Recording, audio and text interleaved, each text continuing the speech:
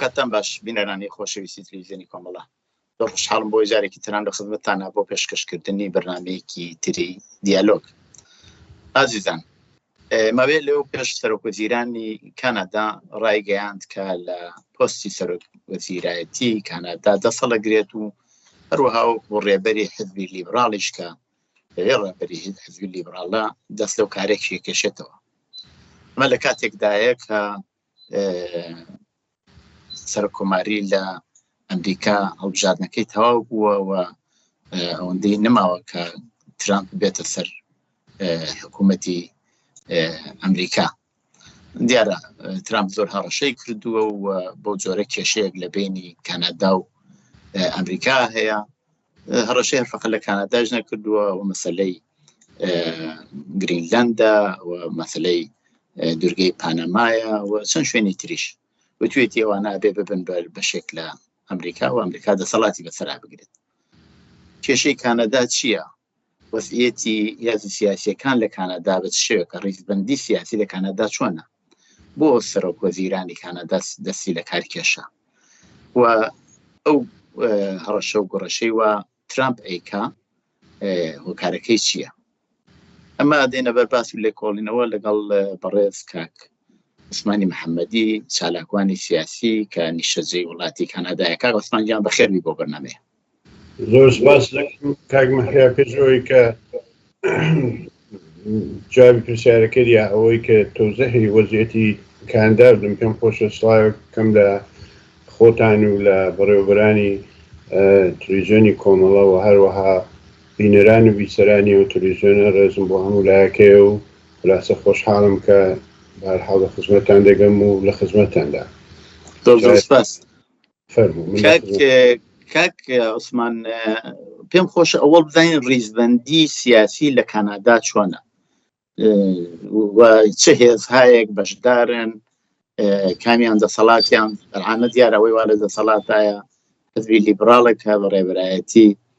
سەرۆکۆماری سەرۆکوەزیرانی ئەو وڵاتەیە و دیارە حکوومەتێکی کەمینەی پێکێناوە لەگەڵ حزبی تر. پێم خۆشە لەو بابەتەوە کەمێک زانیاری بە بینەران بدەین جا دوایی و دەینێت سەر پرسیارەکان. بە خزمەتتاندام. کانادا سێ حزبی ئەسلی ئەلبەتە 4 حزبی ئەسلی لە نێو لە قودرەتدا هەن، ینی وەک حیزب هەموو جارێک لە انتخابەتەکاندا کاندید دەکەن و خەڵک ڕێیان پێدەن. حزبێک هەیە بنێوی کە ئێستا تقریباً دەتوان بڵم دەبێتە حزبی ئەکسەریەت حزبی کانسەرواتیڤە یا حزبی مەحافزەکار. حزبی مەحافزەکار بەرحاڵ ئەنی زۆرتر جریانێکی دەتوان بڵم لەباری خەتی سیاسیەوە هەروەک جریاناتی ڕاستی دیکەی کە هەم پێمایە لە ئەوروپاوشتش وجودیان هەیە، هەم بنەوەیەکیش ئەنی مەربوطە بە ینی تقریباً تاڕادەیەکیش تەمایلی بەرەو حزبی جمهوری خایەکان لە ئەمریکا هەیە. ئەنی حزبی کانسەرواتیڤ و یا حزبی مەحافزەکار لە کانادا زۆرتر حزبێکە کە لەباری سیاسیەوە زۆرتر سەر بە حزبی ینی خەڵکی دەوڵەمەند و خەڵکی بەرحاڵ ئەوەی کە وەزیان باشە لەباری ماڵیەوە یا ئەوەی ساحەبی کارخانە و ساحەبی کارگاهای گەورە و شرکەتهای گەورە ئەو شتانن زۆرتر، یعنی زۆرتر تەماری بەرەو ئەوان هەیە و زۆرتری جەسەحەتی ئەواندا کار دەکات. لەباری ڕفاهیاتی ئیجتیماعیشەوە حزبی کانسەرواتیڤ حزبێکە کە زۆرتر ینی لە ئەو جارانەی کە لە قودرەتدا بووە چ لە سەتحی ئایالەتی وە چ لە سەتحی فدراڵ زۆرتر حەولی داوە کە ینی ئەو ڕفاهیاتی کە بە ئیجتیماع دراوە زۆرتر بە جۆرێک قەتی بکە. مەسەڵەن بۆ نمونە شتێکی لێرە پێدەڵێن سوسیال وەڵفەر، ینی بۆ خەڵکایەک کە دەرامەتیان کەمە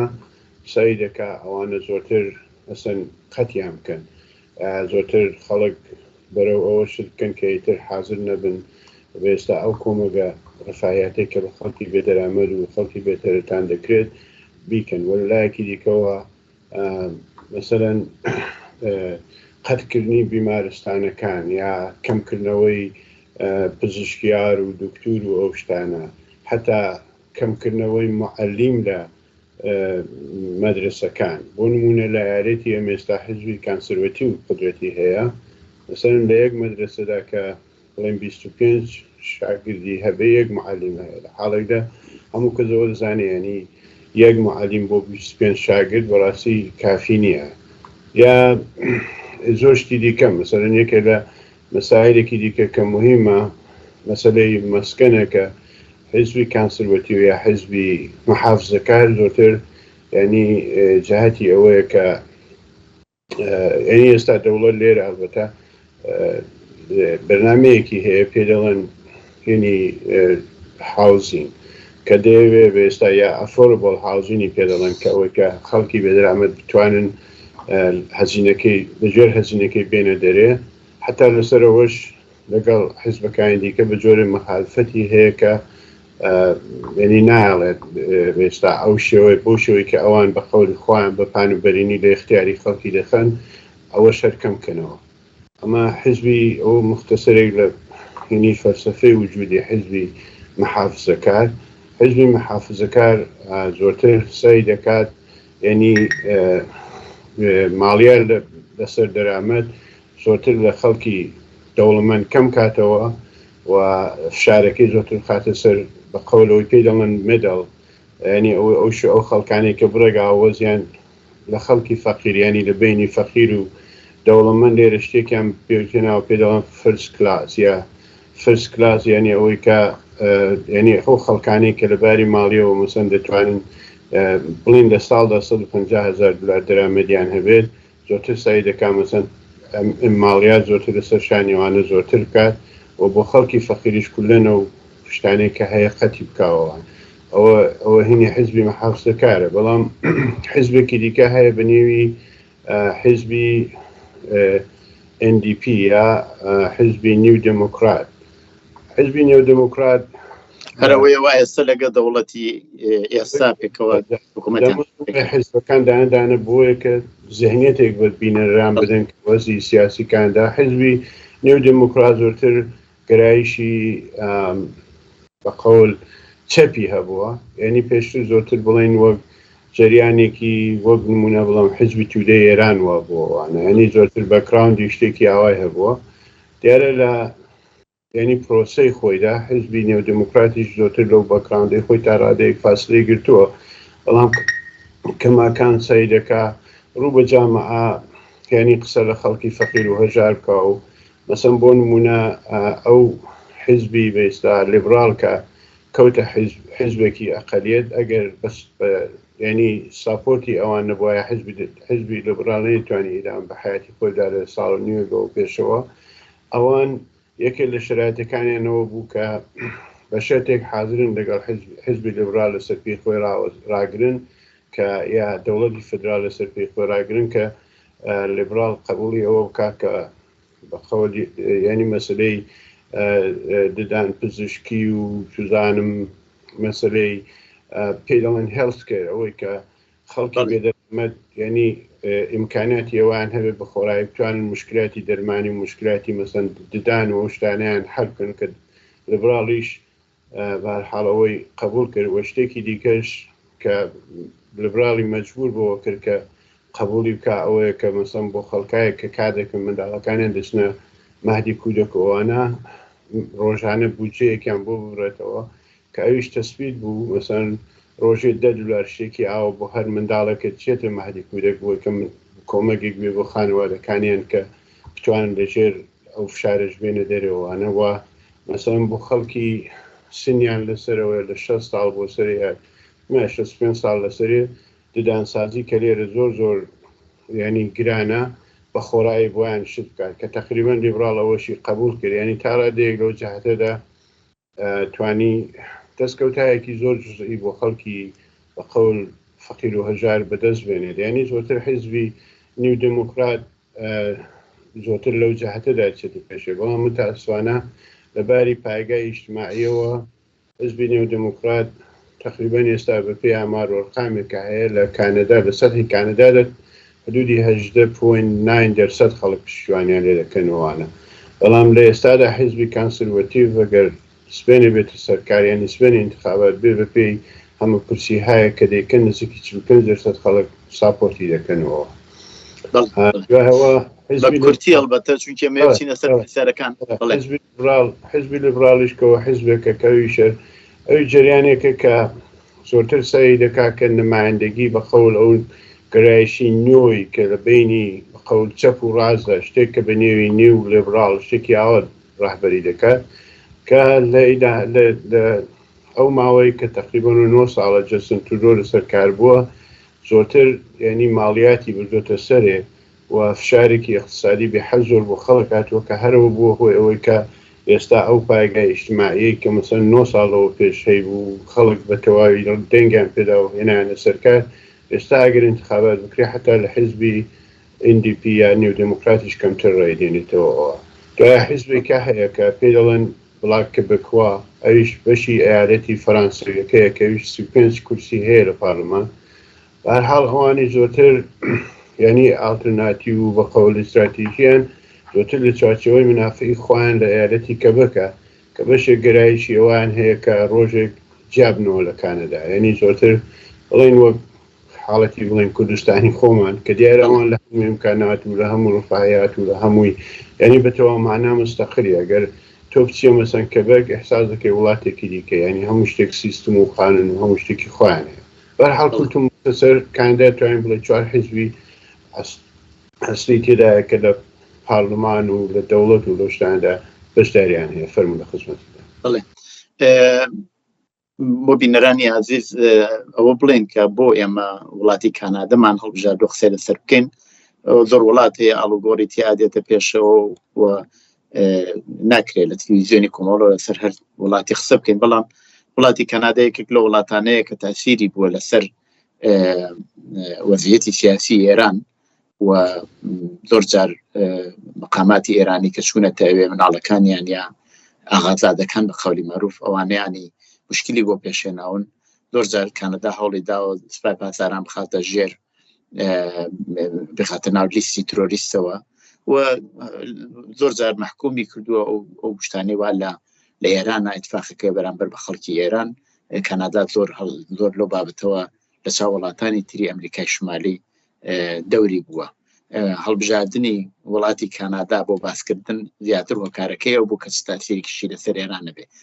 باشە کاک عوسمان ئەم نخست وەزیرەی کە ئێستا لەسەر کارە جاستین ترودۆ جا پێشتر زۆر خۆشەویست بوو ئێستا لە پڕێکا کە کاتی وتی ئیستعفا خەڵک هەموو هاتنە سەر شەقام و لە خۆشییانیان کرد ئایا مشکلەکە بۆ خۆیەتی یا ئەو ئاڵوو گۆڕانەیەوە لەناو کۆمەلگا ڕووی داوە ئەو نەیتوانیوە ئەو جۆرە و کە باید و شاید تاسیری لەسەردا بنێت و یابی گۆڕێ بە قازانجی خەڵک. بەڵێ کاکمە هەیە ینی هەروەک بۆ خۆشت دەزانی لە وڵاتهای غەربی بەتایبەتەوەی کە پێی دەڵێن دموکراسی و شتانە لە انتخاباتەکاندا معمولاً قەولهایەکی زۆر بە ئاوتا بە خەڵک دەدەن و وەختێکی ژێنە سەرکار شتێکی دیکە پێرەوی دەکەن سیاستێک کە لە عالمی واقعیدا ینی چ حزبی لیبرال بێت چه هەر حزبێکی دیکە بێ ئەوەی کە منفعەتی کانادایە ئەوان ئەوە تاقیب دەکەن و حزبی لیبرالیش هەر جزئی ئەو سیستمەیە. حزبی لیبرال دووسێ دلیل بووە هۆی ئەوەی کە بتوانێت هاوەڕێیەکی زۆر وەختە بۆ خۆی بەدەست بێنێت.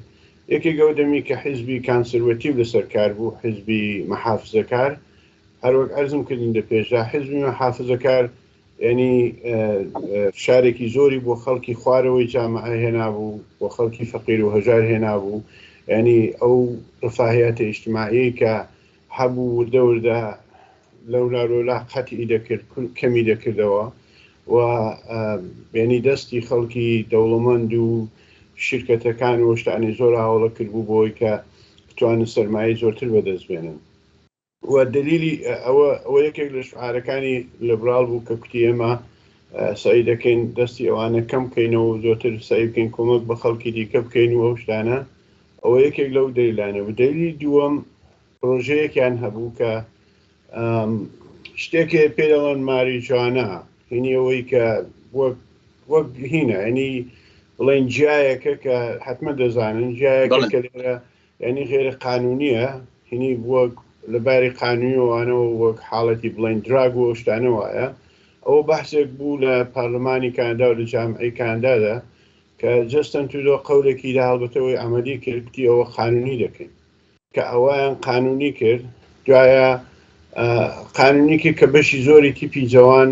ڕیان بەو شتەدا ئەوە یەکێک لە دەلایل بوو کە توانی ئەو ڕێە زۆرە بەدەست بێنێت دلیلێکی دیکەشەوە بوو کە ئەوان مەسلەی هەم جزگەرایی و شتانێکیان هەر ڕسمی قانونی کردو کە ئەوە شەر لیبراڵەوەی ئەوەی کرد بە قانون یعنی ئەوانە هەمووی دەستیدا بەدەستیەکەوە کە بەهەرحاڵ ئەوان بتوان ئەکسەریەتێکی زۆر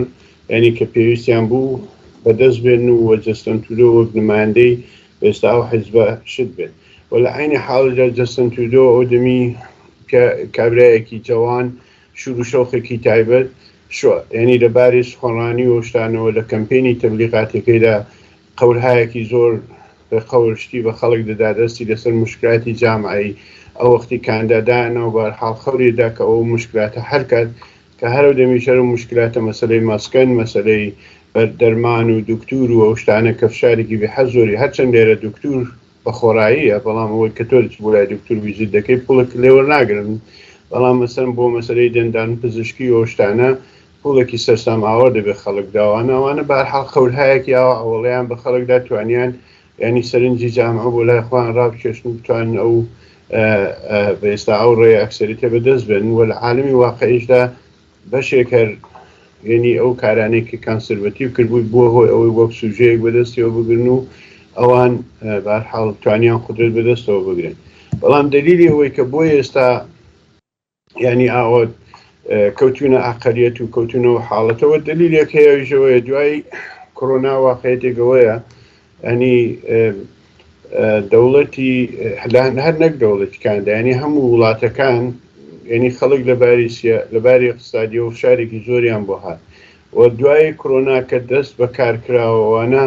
دەوڵەت لەباری ماڵی و لەباری ئیمکاناتەوە ینی ئەو شێوەی کە جاران بە دەست و دڵی ئاڵۆ و خەڵکیسەی بۆ خەڵک کردەوە ئیتر ئەویان کەم کردەوە و دوایەوە ئەو قەرزەی کە بە خەڵکیشیاندا بوو مەسەنەگە تۆ کارکردایە هەرەوەندە کافی بوو بڵێ من بە دەلیلی کۆرۆنا ئەحساسی ئەمنیەت ناکەم و ئەحساسی بە ئێستا هین دەکەم لە ماڵە دەماوە مەسەن هەر کەس مانگە 2000 دلاریان بۆ لە حسابەکەی دەکرد ئەنی دوایە کە کۆرۆناتەوە بوو ئەوڵین کارێک کە دەوڵەت کردی ینی ئەو خەڵکانەی کە ئەو قەرزیان وەرگربوو فۆرە نامەیان بۆ نادن کتیان دەبێ و قەرزە بدەنەوە ئەوەش بۆ خۆی تەقریبەن نزیکی پێمایە ئەو دەمی 80 میلیارد دلاریان بودجە بۆ ئەوە دانابوو کە حسێبیان کردبوو نزیکی دەبێ 25 میلیارد دلار چه بزن ئەوانەی کە پێیان دەڵێن سمۆڵ بزنس یا ستۆری سکۆلەوە شتانە دەبێت بە دەوڵەت بدەنەوە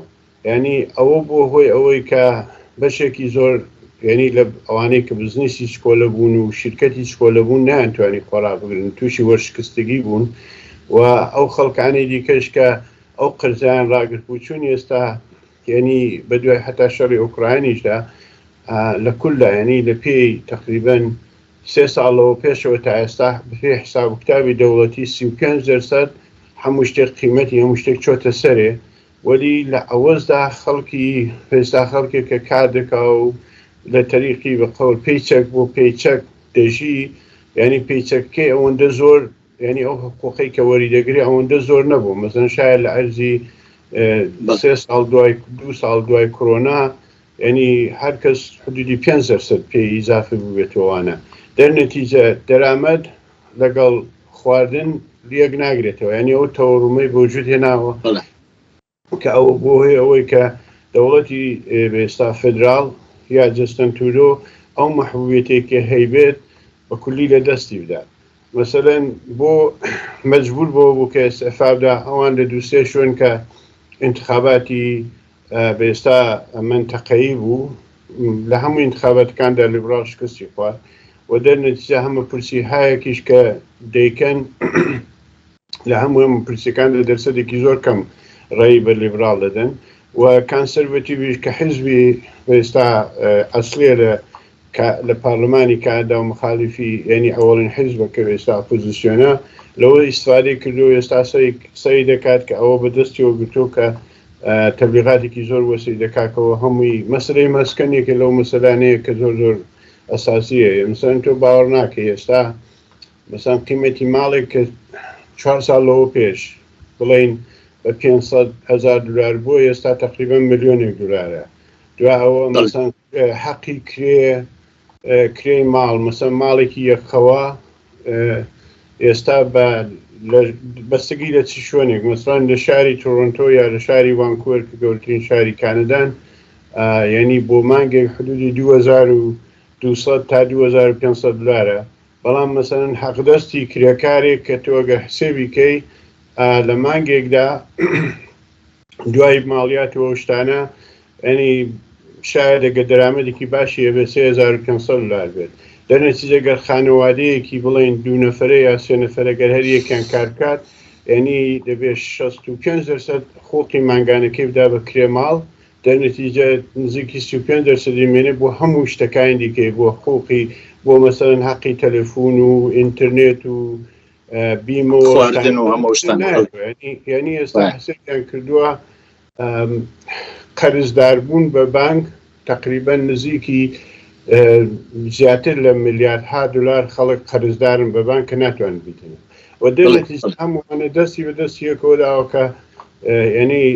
خەڵک پێیان وایە وە دەلیلەکەی وە لەلایەکی دیکەشەوە دەلیلێکی دیکە کە کورتی کەمەوەیە کە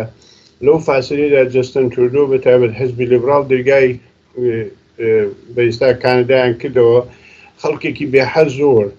ئێستا بەتایبەت هێندی ئێستا هاتوون هەموو تقریبا لە هەموو شوێنی کانەدا حساس دەکەی وەک لەوەی لە هیندستان تۆ خەریکی شت بکەی و خەڵک ئێستا هەر بە پێیەوەی کە لە ئێرانیش مەسەڵەن خەڵک پێیان وایە دلیلی بێکاریەکان ئەفغانیا لێرەش تقریبا هەر ئەو حیزبانی کە بەتایبەت حیزبی کانسەرڤەتیڤ ئەویان بەدەستەوە بێتەوە شتێکی هەم ڕاسیزم هەمووی عەلەی مەهاجریش دڵەوە ئەوان ئاوان کردەوە ئەو هەموو مەهاجرات و بۆیە وەزی خەڵکی کانەداوەدات و دەرنەتیجە هەمووانە دەستی بەدەستی یەکەوەداوە کە دەوڵەتی لیبرال ینی لەو ئەقلیەتی کە ئێستا هەیە بەرخوردار بێت ناتوانێت سپێنە ڕێی بێنێتەوە و دەستن فەرموو. عوسمان مەسلەیە کە لێرە لە جریانی ئەو قەیرانەی وا لە کانادای هاتوۆتە پێشەوە هەڕەشە و گۆڕەشەیەکە کە ترامپ ئەیکا لە کانادا بۆ جۆرە کە لە قسەکانە وتراوە منیش چون خوێندەوە بۆ کردووە ئیشەوەیە کاڵێت کە لە وڵاتی کاناداوە دار هەناردای کرێ بۆ ئەمریکا و هەروەها وابدان ئۆتۆمۆبیلیش. بەڵام وڵاتی ئەمریکا گوایە یارمەتیەکی ماڵی ئەدا بە کانادا جا وتوێت یەگەرەوە وەستان وایە باشەوێت دەسە کارەکە بکێشیتەوە بە وڵاتی کانادا ببێ بە یەکێک لە ئەیالەتەکانی ئەمریکا. ئەمە شکاردانەوەیەکی لە ناو کۆمەڵگای کاناداداوە ئەو قسانەی ترامپ ئایا بە هەند وەریەگرن ئایا نیگەرانی دروست کردووە وایە زۆر کەس پێی خۆشە بەرەو پیری بچێت چییە یاکو ئەمە هەر لە سەطحی فقط شعارێک ئامێنێتەوە و زیاتر حاڵەتی هەڕەشە لێکردن بێ. کاکمە هەیە پێشەوەی کە جوابی و پرسیار دەم شتێکم لەبیر چوو لە پرسیاری ئەوەی کە پێشتردا باسکردەوەیش مەسەلەی کانادا لە مۆردی ئێرانەوە من پێم خۆشە ئیشارە بۆ بکەم یاری تەبعاً کانادا وڵاتێکە کە لە هەموو وڵاتەکانی دیکە زۆرتر دەست و دڵاوەڵەتر بوو بۆ مەحدودکردنەوەی جمهوری ئیسلامی لێرە ئەوە شتێکی مستەد بوو. بەڵام پێم خۆشە لێرە یەک پرانتیس بکەمەوە ئەوەی کە هەر تەنیا دەوڵەتی کانادا نەبوو کە ئەو کارێکتون ئەو کارێک کرد بەڵکو مەبارزاتێکی زۆر وەسەی جەریاناتی پۆزیسیۆنی ئێرانی بەتایبەت جەریاناتی چەپ ینی لە قاودانی نێوی مهرەهای ڕژیم و شتان تەسیری زۆری هەبوو کە دەوڵەتی کانادا مەجبور بۆ کاکە بە جۆرێک مەحدودیت بۆ جمهوری ئیسلامی بەوجود بێنێەوە مەسەلەی تایارەی ئوکراینیش کە بەر بۆ لەلایەن لایەن سوپای پاسدارانەوە بۆ موشک لێدرا ئەوە نزیکی 56 نەفەر کە کانەدای و ئێرانی بوون تێدا بوو هەمویان کوژران خود بە خودەوانە هەمووی دەستیاندا بەدەستی یە کە دەوڵەتی کانادا تا ڕادەیەکی زۆر دەستی جمهوری ئیسلامی لێرە کورت کاتەوە. بەڵام جمهوری ئیسلامی لە تەریخی دەم و دەستگای خۆی و دەست و دایرەی خۆیەوە لە کانادا سەرمایه‌گوزاریێکی زۆر وەسەی کرد بوو و هەر ئێستا شەیەتی ئەلبەتە بە نێوی جەریاناتی ئیسلامی ئەنجومەنی ئیسلامی بە نێوی نوا و قسەمشتی لەو نۆعە بەرحاڵ خەریک بوو ینی بە جۆرێک کاندا بووە بە هەشتی سەرانی جمهوری ئیسلامی کە سەرمایەیەکە لە ئێران لە خەڵکی ئێرانی دەدزن بێنێر لە بانکانی ئێرە بەرحاڵ بانکانی ئێری دابنێن و سەرمایه‌گوزاری وەک ساختمانسازی ئەو شتانە پێ بکەن. بۆ نمونە ڕەفسنجانی لێرە سەرمایه‌گوزاریەکی زۆر وەسیعی کردبوو و تافێ ڕەفسنجانی ئێستا شایانە شارڕێگایەک یا بەرحاڵ ئۆتوبانێک کە پێ دەڵێن 407 ساهمێکی زۆری ئەوانی تێدایە لەو جاهتەدا. ینی بەرحاڵ بە پێی فعالیەتی جەریاناتی سیاسی بەتا بە نیروهای ئۆپۆزیسیۆن ئێترازاتێکی مداوم ئەوە دەستی بۆدا کە بتوانن تاڕادەیەکی زۆر دەوڵەتی کاندا مەجبور بۆ بکەن کە بە تاڕادەیەک دەستی جمهوری ئیسلامی کورد کاتەوە. تا ئێستا دێمە سەر جوای پرسیارەکەت کە مەسەلەی ترامپ ئەوڵین ئەوەی کە ترامپ لە تەبلیغاتەکەیدا دەڵێ کە گۆیاەوە کۆمەکی زۆری کاندا ترامپ دەڵێ ئێمە بۆ ینی بۆ دفاع لە کاندا 200 میلیارد دلار لە ساڵدا خەرج دەکەن مطلقاً وجودی نییە. ئەوڵین کاندا ینی لەلایەن وڵاتێکەوە تعڕوزی نەکراوە سەر ئەمریکا بێت پشتیوانی لێ بکاو مەسەن ئەمریکا نەیە لە کاندا بکوێتە بەرحەملەوەوانە. کاندا دووەمین وڵاتی گەورەی نێو بەرحاڵ نێو گروی حوتە، بەڵام کاندا تقریباً 20% چەندە 20% داری ئەمریکا تەمین دەکا. شیر و ماستی کاندا و گۆشتی کاندا هەر دەچێت بۆ ئەمریکا. نزیکی 30% لە ماشێنهایە کە لە ئەمریکا ئیسفادەی لێ دەکرێت لە کاندا دروست دەکرێن. بەشی زۆری لە کەشاوەرزە گەورەکانی کانەدایی بەدەست سەرمایه‌گوزاریهای ئەمریکاییەوەن. یعنی ئەوە نییە کە ئەمریکا بەقەول کۆمەک بە کانەدا بکە و کانەدا مەسەلەن دەچێت ئەگەر کۆمەکی ئەمریکانە بێ بەڕێ ناچێت. بەڵکو شتەکە دوو تەرەفەیە. بەڵام دلیلێک ئەوەی کە ترامپ و تەبلیغاتەی کە عەلەی کاندا و یا وڵاتهای دیکەوە ڕێکخستووە بەشێک ینی ترامپ باتەوەجو بە ئینتخاباتێکە لە ئەمریکا هەبوو. ترامپ ئەم جارە بە قودرەتێکی زۆرترەوە هاتوتە سەرکار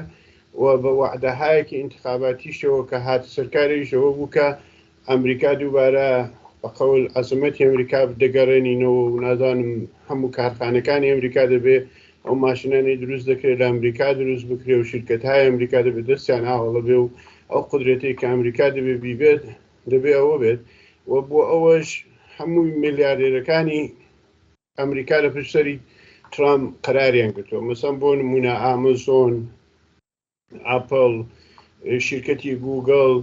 ووبەر، ئەوانەی کە قودرەتی بە هەر زۆرە، ئیلان ماسک، ئەوانە هەمووی لە پشتسەری ترامپن و بۆیە لە پشتسەری ترامپن خاتریەوەی دەزانن مەسەن دەتوانن سەرمایە گوزاری خۆیان لەوەی کە هەیە زۆر زیاتری بکەن. بۆ ئەوەش ینی ئەمریکا یەکێ لەو کارانی کە ترامپ لە ئیستراتیژیدا هەیە وەیە کە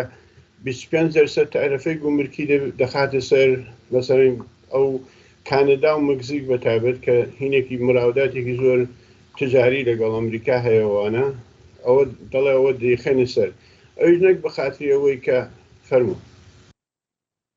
دەنگت نایە کاک هەیە دەنگت قەت بووە. بەڵێ ئێستا باشترە. ئەوە ویستم ئەوە بڵێم کە ئەوە زیاتر لە چوارچێوەی هەڕەشا دێتەوە چونکی هێشتا دەستی بەکار نەکردووە ترامپ تەمان بعد لە شتایەک ئەڵێت بەڵام کە دێتە سەر حکومەوانە شایەدەوە بیگۆڕێ بۆ ئەوەیش کە ئەگەر چی مەجلیسی سەنا و مەجلیسی پیران و هەمووانەیشی بەدەستە بەڵام کەماکان هێشتا لە زۆر جبابەتەوە خودی جمهوری خاکان یا ئەوانەی وا کۆماری خوازن ڕێیان بە ترامپ نەداوە بۆ مەسەڵەن بۆ انتخابی یەکێک لە وەزیرەکانی بۆیە کە وەهانەیە کە بتوانێت هەموو بڕیارەکانی کە ئێسەیدا لە دوای ڕۆژی هاتنە سەرکاری بیباتە پێشەوە بەڵام ئەوەکو هەڕەشە باسی کردووە. بەڵێ جا عەرزکەم منیشە دەمبیستەوە بڵێمەوە زۆرتر زۆر ینی وەک بلوفلێدانە تاوەکو شتی واقعی بێت. ینی هەم خەڵکی کانەدا ئەوە دەزان زۆرتر بە شتێکی جۆکی وەردەگرن تا بە شتێکی واقعی. هەم خەڵکی ئەمریکاشەوە دەزانن کە کانەدا بە وڵاتێکی بۆ وسعەتە بە 41 ملیۆن نەفەرەوە ینی ناتوانێت فۆرە ناوە بێت بە خەور ئایاری 51 ئەمریکا. بەڵام هەدەف لەو تەبلیغاتە وەسیعی کە ترامپ ڕێکخستۆ بەتایبەت نەکرد کانەدا ئێستا گریلەند و نازانم کاناڵی پانەما ئەوانە ینی زۆرتر ئەوە دەیەوێت ئەوە ئەتمادە بە خەڵکایە کە پشتیوانیان لێ کردو و وعدەی ئەوەی پێداون کە دەبێ حتمما دەیەوێت شرایەتێکیان بۆ وجود بێنێ کە بتوانن سەرمایه‌گوزاریی زۆرتر بکەن، زۆرتر بۆ اعتماد دان بەوانە، زۆرتر بە قەول وعدەدان بەوانە کە حتا ئەوانیش بخۆیان باوەڕ بەوە ناکەن. ینی بەڵام من پێم وایە ینی یەکشت هەیە، ئەویشەوەیە دنیا ئێستا لە حاڵی تەغییر و تەحوڵاتدایە، سامبەندیەکان لە ئەرزی بین المللدا ئێستا فەرقی کردووە. ئەمریکا ئێحساس دەکا ئەو شێوەی کە بڵین لە ساڵی 1990 کەوەی کە ینی نظامی نوێ و یا نظامی نوێی جەهانیان پێ دەکردوانە و کە ئەمریکا پێش هەموو کەسەوە هەموو کەس پێشەوەدا سەفی گرپی و پشتیوانی لێ بکە، هەر کارێکە بیکات دەتوانێت پشتیوانی لێ بکەن، وەک شەڕی کۆیت و شەڕی عێراق بۆ شتانە ئێستا ئێترەوە نەماوە. یعنی ئەو عەزەمەتەی کە ترامپ دەڵێ دەبێت بۆ ئەمریکای بگەڕێنینەوە لە عالمی واقعیدا بۆ عەزەمەتە دەبێت سەهمی خەڵکایەکی دیکە کە ئێستا هاتوونە سەحەکەوە یا مەیدانەکەەوە دەبێت بدەن. مەسەرەن قودرەت‌های نۆزوهوری وەک چین یا وەک بەرزیل یا وەک هێند یا وەک رووسیا ناتوانن هەراوە ساکت لە بەرابەر ئەمریکا دەدانیشن و ئەمریکا بتوانێت بڕاحەت بتوانێت ئەو شتانەی کە بۆ خۆی ینی دەیەوێت لە دنیادا بیکات. جا بۆیش ینی ئەمریکا دەیەوێت بەو هەڕەشە و گوڕەشانە ینی واقعەتی پشتی و قسانی ترامەوەیە بۆ هەڕەشە و گوڕەشانە یا بۆ نەوە ئەشعادانە حەدیەقەل وڵاتهای ئوروپایی و خەڵکای وڵاتایەکی دیکە کە لە پشتەری ئەمریکاماون هەرڕایان بگرێت، ینی بە جۆرێ قودرەتی ئەمریکا ینی بە خەڵک نیشاندا. هەتا بۆی هەیە مەسەرەن شوێنێکی وەک گریلاند ینی بتوانێت بیکاتە جزئی ئەمریکا، چون لاخرە خەڵکی گریلاند پێمە 75,000 نەفەرن، شاید پۆینتهایەکی زۆریان داتێ ئەوان ڕازی بۆ بچگاوە لەژێر سەیتەرەی دانمارکابن لەژێر سەیتەرەی ئەمریکادا بن، بەڵامەوە لە قەزیەکە شتێکی وە هین ناکانی، شتێکی وا قدرەتێکی زۆر سیر و عەجایب نەبووە یا دەرامەدێکی وا سیر و عەجایب بۆ ئەمریکای تێدا نییە. ترامپ زۆرتر لە جەنبەی ئێستا بزنیسەوە لە جەنبەی تجاریەوە بۆ شتەکە دەڕوانێ. گوایە ئەو منتەقەیە کە گریلاند هینە منابەیەکی زۆری ژێرزەمینی تدایە کە دەست نەخوردە باقی ماوە، شاید پێی وا بێ دوایە بتوانێت ئەو منابەی استفادە لێ بکەوە بەشێکیش بۆ بربەرەکانێکردن لەگەڵ رووسیەیە. ئەمن لە کووردا هەنی ئەگەر جەمبەندێکی بکەم هینی هەم خەڵکی کانادا هەم خەڵکی ئەمریکا ئەو شتانەی ترامپیان زۆرتر بە شۆخی وەرگرتووە یا بە شتێکی بلۆف وەرگرتووە تا ئەوە بە شتی جدی ئەنی تەسیری وای هینی نییە. فەرموو. مەسەلەیەکی تر کە لە بیدایەتی قسەکانیشمانە ئشارەمان پێکرد دەوری کانادایە لەسەر مەسەلەی ئێران بە ڕوخانی ئەو ڕژیمە یا بە هەڵبژاردننی تازە کە پێ دەچێ حزبی کۆنسەرواتیو ئەویش تەبعاً ناتوانێت بە تاقتنیا خۆی حکوومەت پێک بێنە، شاید مەجبور بێ لە هێزەکانی تر کۆمەک وەربگرێ بۆ ببێ بە زۆرینە کاردانەوەی ئەو وڵاتە تازەیە ئەو حکوومەتە تازە کە دێتە سەرکار بەرامبەر بە ئێران چۆنە بێ. هەروە لە قسەکانی ئێوەشا باسکرا کانادا یەکێک لە وڵاتانە بووە کە زۆر بەتوندی لە بەرامبەر ئێران ئاوێستاوە و هەروەها و مەسەلەی فڕۆکەی ئوکراینەی کە لە ئێران لەلایەن سوپای پاسەرانەوە خراخوارەوە و زۆر لەو بابەتەوە ئایا باشتر ئەبێت تونتر ئەبێ بەرامبەر بە ئێران یا پێ دەچێت کە تۆزێ شلتر بێت و مەدان بدرێ بە کۆماری ئیسلامی کە بەو شێوەیەوە هەڵسوکەوتەکە لەگە خەڵکەکەی ئەو فشارەی کانادایی لەسەر کەم بێتەوە؟ قەتعەن تونتر دەبێت کاگمە هەیە، چون ینی ئەلا ڕەغمی ئەوەی کە ئاوە ڕوو بەدەرەوە شاید مەسەڵەن خەڵکی خارجی یا مەسەڵەن بڵێن خەڵکی ئێران پێیان وا بێ ئێستا دەوڵەتی لیبرال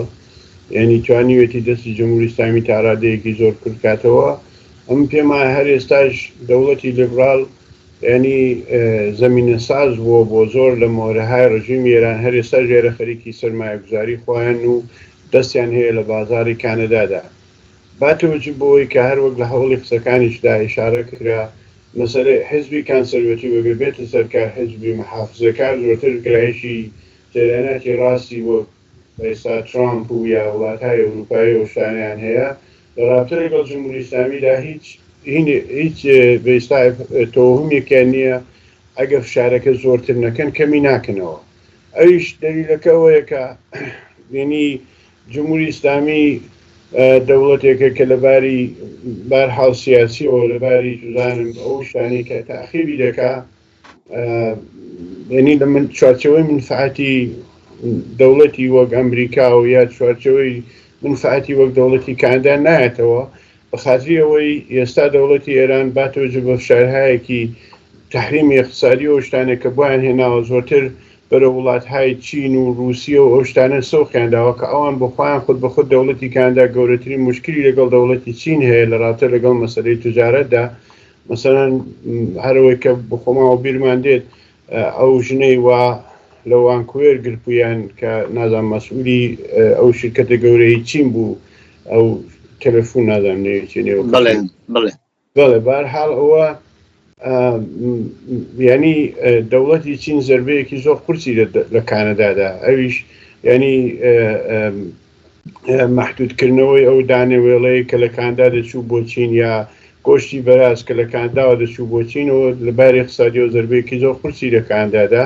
و هەرو دەمەیەکێ لە انتخاباتی دەوڵەت ینی محافزەکارەکان لە دەوڵەتی لیبرالەوە بوو کە لەو جاهتەدا هینی زۆری نەکردووە سەی کردووە بە جۆری لەگەڵ چین مماشات بکە جا وەختی لەگەڵ چینەوە مشکلەیان هەیە لەگەڵ ئێران باتەوەجە بۆی کە ئێران ئێستا ینی مانەوەی خۆی زۆرتر لە چوارچەوە ینی تا ئێستا ڕابطێکە لەگەڵ رووسیا و لەگەڵ چین و شتانە هەیەی تەبعەن دەوڵەتی چ دەوڵەتی ترامپ چ دەوڵەتی ئێستا کانسەروەتیڤ عینی یەک استراتیژی لە ڕابطە لەگەڵ ئێراندا بەدەست دەگرن کە ئەویش شاری زۆر زیاتر لەوە بۆ سەر ئێران ئەویش نەک بە خاتری ئەوەی کە ئەو تەوهمە بڵاو بێتەوە کەەوە بەڵێ گەڕوانە هاتن سەرکار دەوڵەتی ئێران دەڕوخێنن نا ئەم پێما ئەوان فشاری حەدی یەکسەر بۆ سەر ئێران دێنن و ئەو امتیازەی کە لە ئێرانیان دەوێگە ئێران حاضر بێ ئەو امتیازە بەوان بدات تەبعەن دەرگای وڵاتەکانی خۆیانیشی بۆ دەکەنەوە تەحریمانشی لەسەر لا دەبن مەسەلەن ئەو امتیازاتە ئەوەیە کە دەوڵەتی ئێران لە چین و رووسیا دوور خەنەوە و سوزانم ئەو شتانی کە ئەوان دایانێ مەسەن ڕابطە لەگەڵ مەسەلەی ئیسرائیل دەخاڵەت لە منتەقەدا نەکاو ئەمنیەتی ئیسرائیل تەزمین کاوانە و شعارانەی کە دەیدەنەوە شعارانەش نەدەن ینی تەبعەن ئەوان نانەوێت جمهوری ئیسلامی بڕوخێت چون مانەوەی جمهوری ئیسلامی زۆر منفعەتی ئەوان تدا لە منتەقە هەمومانەوە زانیارە و بەحسێکی دیکەیە بەڵام پێما حتمما تەبعەن حزبی محافزەکار دێتە سەرکار ئێستا بەپێی هەمە پرسیەکە هەیە 45% خەڵک ڕێی پێدەن بە 45% دەتوانن ئەوان دەوڵەت بخۆیان تشکیل دەن و تەبعەن لێنی خەت و ڕێبازێک کە دەیگرنە پێشەر تەقریبەن شتێکی وەگەوەی ترامپ دەبێت کە ترامپ بە هەڕەشە و گرۆشە ئەگەر بە قەولی تۆ دەفەرمووی شایە سبێنە شتێکی دیکە بڵێ یعنی ترامپ شتێکی وای نییە فەرموو مۆزوعێکی تر دوایین پرسیارمە ئەویش ئەگەر بکرێ بە کورتی مەسەلەی کوردە ئەو ئاڵوگۆڕانە وایە سەر لە ڕۆژهەڵاتی ناوەڕاست ڕووەدا بە تایبەت لە دوای ڕووخانی بەشار ئەسەد لە سووریە ڕووەدا مەسەلەی کورد بوو بە مەسەلەیەکی مۆزوعێکی نێودەوڵەتی لە زۆربەی باسی سیاسەکانە کرێوە زیاتر لە هەموو کاتێکی تر مەترح بووە وەزعی کورد لە ڕۆژاوا و هەروەها تەسیراتی ئەوە ئەو وەزیەتی کە دیارە لە چوارچێوەی بەرنامە ناگونجێ بەڵام پێم خۆشە بزانم کاردانەوەی وڵاتی کانادا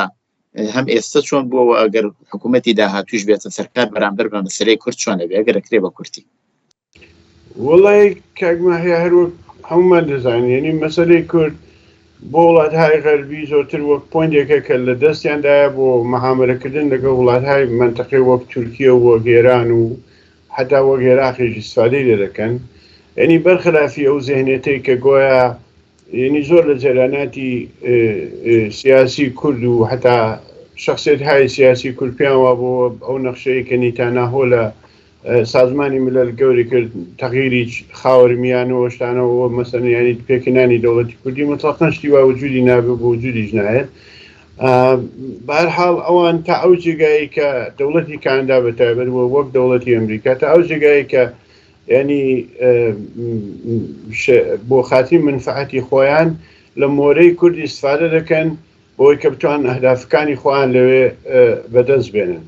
مەسەن لە ڕابطە لەگەڵ تورکیەدا چون تورکیە بە جۆرێک هەم تەمایلی لەگەڵ رووسیا و ئەوانە هەبووە هەم بە جۆرە لەگەڵ هین بۆ دایانەوێت لەوە متمەئین بن کە تورکیە لە چوارچێوەی منافعی ئەواندا دەجوڵێتەوە هەر وەختی ئەو تەزمینێ لە دەوڵەتی تورکیە وەربگرن دەستی دەوڵەتی تورکیە زۆر ڕاحەت زۆر باز دەکەن بۆی کە بتوانێت ئەو کارانەوە هەدافی کە بۆ خۆی لە سووریە دنباڵی دەکات بیکەن. بەڵام یەکشت هاتوتە ئاراوە دوای ڕوخانی ڕژیمی ئەسەد من پێم وانییە وڵاتای غەربی بێڵن یعنی جمهوریەکی ئیسلامی دیکە لە تورکیا لە بنای جۆی ئیسرائیل دووبارە سەوز بێتەوەوانە بەڵێ لە سووریە پێم وانییە بێڵن ینی دەوڵەتی تورکیا ئەو سووریە بکاتە مەیدانی ڕمبازێنی خۆی لەگەڵ جریاناتی تونڕۆی ئیسلامی کە بە قەول بە جۆرە منفعەتی ئیسرائیل بە قەول بخاتە خەتەرەوە و یا بخاتە ئەمنێتی ئیسرائیل لە خەتەر بخواوانە جا بە خاتری ئەوەش بێت فعلەن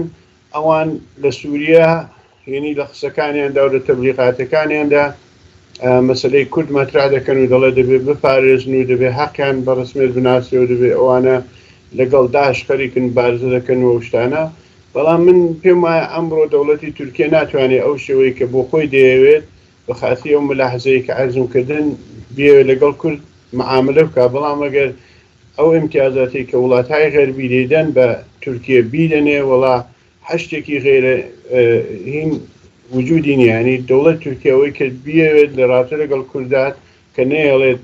حکوومەتێکی دیکەی خودموختار لە پەناهجوویەوە شین بێت دەیکات لە ڕابطە لەگەڵ ڕۆژاوادا.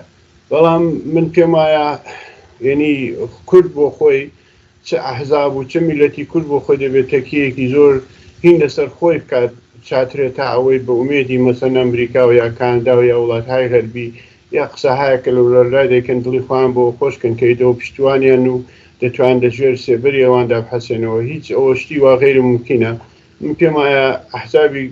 کوردستانی ڕۆژاوا کە تا ئێستا خۆشبەختانە زۆر چاکچوونە پێشەیە بوو شێوە بچنە پێشێ لەسەر هێزی خۆیان تەکیە بکەن. سوزانم لەبینی اختلافاتێکی منتەقەییدا کە ئەو دەوڵەتانە هەیەنە بەیەکەوە بتوان حەدی ئەکسەری ئیستفادە بکەن بە نەفی خۆیان ئەوە زۆرتر ینی بە تەکیە بە هێزی خۆیان و بە خەڵکەکان من پێم وایە ئەوە زۆرتر تەزمین کنندەیە بۆ ئەوەی کە سبێنێ بتوان جێپەیەکیان لە منتەقەدا هەبێت نەگەوەی کە مەسەلەی دەوڵەتی ئەمریکایەکان. چون ترامپ بۆ خۆ دەزانی ئاخرین جار کە لە ڕابطە لەگەڵ تورکیا دەستی تورکیا هەوڵە کرد کە مەسەن ئەفرین و شتانی هەموو کرد. ینی هەر ئێستاش ترامپ پێوێتی ئۆردۆغان ڕەفیقمە ینی کەسێکی زۆر هوشمەندە و بۆی هەیە سبێنێ نەزەرێک بدا کە ئەسەن دەرهینی گەڵتوی هەتارێکانە بێت. زۆر سپاس. من پرسیارێکی ترم نەماوە کاک عوسمان گیان. زۆر سپاس بۆ بەشداریتان لەو بەرنامەیەدا. زۆر سپاس کاک مەحیجان. دووبارە ڕێز و سڵام هەیە هەم بۆ خۆت و هەم بۆ بینەران و بیسەران و زۆر سپاسی ئەو هاوڕێیانی کە زەحمەتیان کێشا و شرایەتیان فراهم کرد. زۆر مەمنون. زۆر سپاس. کاتێکی خۆش. بەڵێ بینەرانی خۆشەویستی تەلەڤیزیۆنی کۆمەڵە بەو جۆرە هاتینە کۆتایی ئەو جارەی بەرنامەی دیالۆگ. هەتا دیالۆگێکی تر ڕۆژ و شەوێکی خۆشتان بۆ باوە دەخوازم.